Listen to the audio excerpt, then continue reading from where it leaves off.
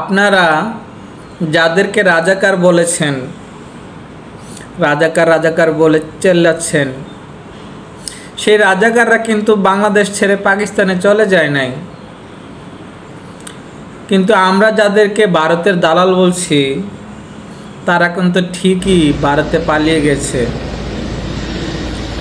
আপনারা নাকি মুক্তিযুদ্ধের সপক্ষের লোক, আপনারাই নাকি দেশপ্রেমিক। কোথায় আপনাদের দেশপ্রেম? আজ কোথায় আপনাদের দেশপ্রেম? যদি এত বুকের ভিতরে অন্তরের মাঝে যদি এতটুকু দেশপ্রেম থাকতো তাহলে কি আপনারা দেশ ফেলে পালিয়ে ইন্ডিয়া চলে যেতেন? আর সেই রাজাকার যাদেরকে আপনারা রাজাকার বলছেন, সেই রাজাকার একজনও পাকিস্তানে যায় নাই, সব বাংলাদেশে আছে। কারণ তারা এই বাংলাদেশের জন্য জীবন দেবে, তারা এই বাংলাদেশকে ভালোবাসে, তারা এই সুন্দর বাংলাদেশ গড়তে চায়। কিন্তু দীর্ঘ 17 বছর আপনাদের স্বৈরশাসনের কারণে বাংলাদেশটা ধ্বংসের পথে চলে গেছে। বলে না, দেওয়ালে পিঠ ঠেকে গেছে, পিছনে তাকানোর সময় নাই। প্রাণ দিয়েছি, জীবন দিয়েছি, এই রাজপথ রক্তে লাল করেছি, কিন্তু এই সোনার ছেলেরা, এই ছাত্ররা, এই দেশের তরুণ সমাজরা দেশ থেকে পালিয়ে যায় নাই, বরং পালিয়ে গেছেন আপনারা, যারা দেশের জন্য জীবন দিবে বলেছেন। কিন্তু জীবন দেওয়ার সময় আপনারা ভয়ে পালিয়ে গেছেন। বিগত 5 মাস আগেও বাংলাদেশে ছিল 16 কোটি আমলিক। বাংলাদেশে আমলিক বাদে আর কেউ ছিল না।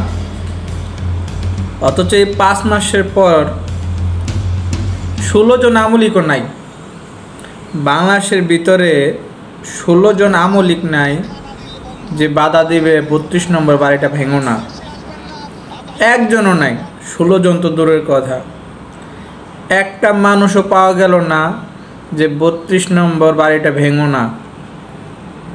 অথচ 5 মাস আগে ওদের কি ক্ষমতা, কি দাপট, যে ক্ষমতা দাপটের কারণে কেউ কোনো কথা বলতে পারতো না। আজ কোথায় গেল সেই ক্ষমতা? আজ কোথায় গেল দাপট? তো এই কারণেই বলে যে বাঘের বল 12 বছর।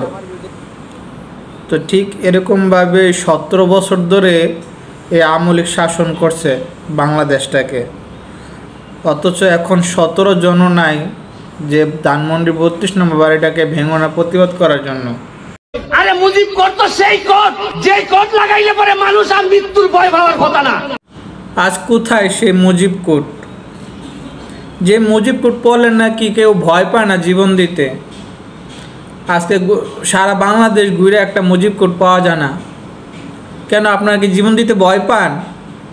যখন ক্ষমতায় ছিলেন তখন তো মাইক হাতে নিয়ে চিল্লায় বলতেন, আরে যে মুজিব কোড পড়েছে সে মৃত্যুর ভয় করে না।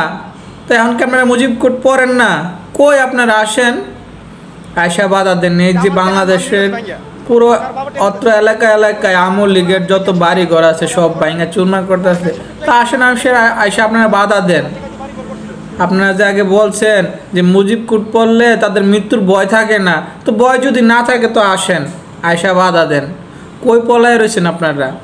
দাদার দেশে, নানার দেশে, ইন্ডিয়াতে? কথার সাথে কোনো কাজের মিল আছে আপনাদের? এই বাংলার বুকে কোনো স্বৈর শাসকের স্থান হবে না। তাদের সাথে যারা ছিল জড়িত তাদের স্থান হবে না। কিন্তু আপনাদের অহংকার তবু কমে না।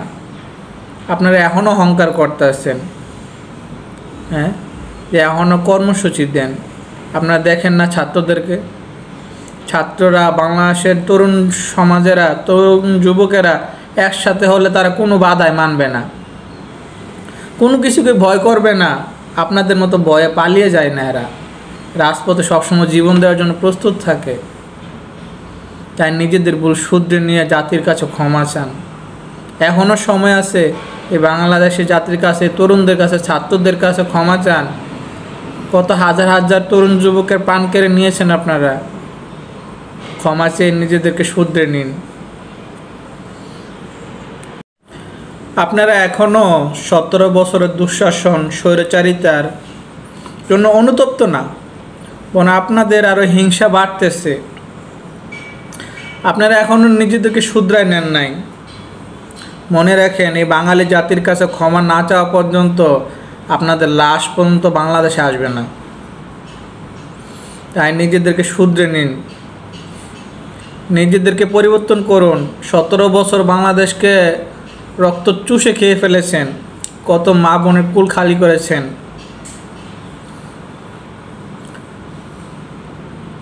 ইতিহাসে দেখা দিছে ছাত্র সমাজ কি পারে, বুঝা দিছে জনতারে স্বাধীনতা কই কারে। স্বৈরাচারের চামচাটিরে ধইরা ধইরা বান্ধে, চিপার ভিতরে ফালায় সব বিচি উড়া কান্দে। পালি না তো আগাইতে, ভাগ্যা গেলি একাইতে, বাঙালিরে মাইরা মুইরা শেল্টার লইলি ভারতে। দূরের দরে দেখবি বইয়া গণরাজ কারে কয়, আমার ভাইয়ের খুনের বিচার কেমনে কইরা লইতে হয়। 71 স্বাধীন হয় নাই, স্বাধীন হইছে 24-এ। গিরাগাটি গোলায় দিমু ফিরে আইলে এই দেশে।